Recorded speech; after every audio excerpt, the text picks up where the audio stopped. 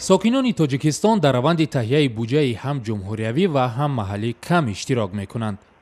бар тибқи иттилои созмони байналмилалии шаффофияти буҷа, тоҷикистон дар миёни 115 кишвари ҷаҳон аз 100 холи имконпазир танҳо 30 хол гирифта дар қисмати поёнии ин феҳраст қарор дорад.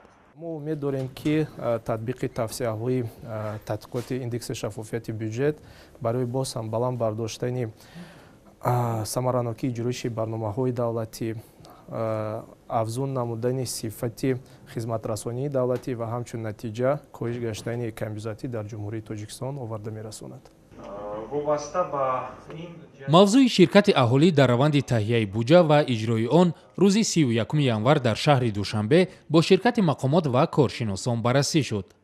дар ин ҳамоиш таъкид шуд ки ҳарчанд аз 10 сол ба ин су дар Тоҷикистон ширкати аҳолӣ дар таҳия ва қабули буҷа дар ҳама сатҳ ҳатмӣ шудааст, сокинон то ҳол чандон дар ин амр саҳми назаррасе надоранд.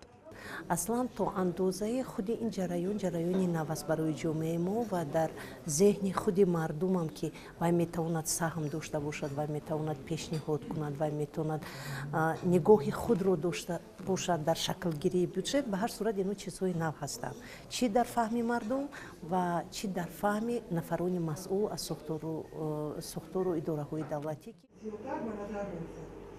коршиносоне ки ҳангоми таҳияи ин феҳраст рай доданд, бовар доранд фароҳамсозии заминаҳои таъмини шаффофияти таҳия ва иҷрои буҷа дар Тоҷикистон ба раванди коҳиши фақр дар ин кишвар мусоидат мекунад, зеро сокинон маблағи буҷаро самаранок барои беҳбуди зиндагии худ масраф хоҳанд кард. дар назди ҷомеаи шаҳрвандӣ ва бевосита ташкилотҳои давлатӣ ва вазорати молияи ҷумҳурии Тоҷикистон якчанд вазифаҳои дигарам низ гузошта шуданд. вазифаи аввалин дараҷа ин омода кардан ва нашри ҳисоботи нимсолаи бюҷетӣ аз нуқтаи назари дастрасии он ба маҷмӯи гурӯҳҳои шаҳрвандӣ. вазифаи дуюм ин пурра гардониндани маҷмӯи маълумотое ки дар лоиҳаи бюҷети ҷумҳурии Тоҷикистон бояд ҷойгир карда шавад.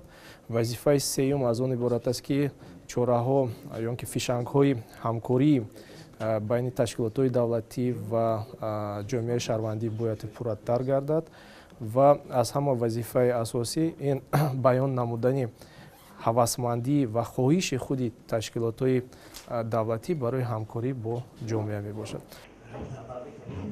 дар ҳамин ҳол намояндаҳои вазорати молияи Тоҷикистон дар нишасти имрӯз хабар доданд ки дар соли ҷорӣ барои бори аввал буҷаи маҳаллии ноҳияҳо ва шаҳрҳо дар сомонаи ин вазоратхона нашр мешавад.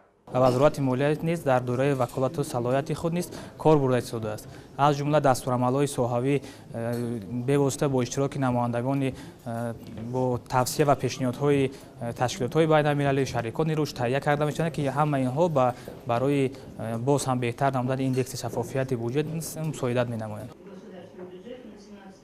мақомот ба ин назаранд ки дар пайи тасмимҳои хиратмандонаи худ сатҳи камбизоатӣ дар Тоҷикистон аз ҳудуди 60% то 10 соли қабл то 31% дар соли гузашта коҳиш дода шудааст. дар ҳамин ҳол ширкаткунандагони ҳамоиши имрӯза иддао доштанд ки салоҳияти андозбандӣ ва ихтисоси имтиёзҳо бояд ба вакилони маҷлисҳои маҳаллӣ вогузор карда шавад ва аз ин роҳ шароити зиндагонии сокинони ноҳия ё ҷамоатҳо боз ҳам беҳтар шавад.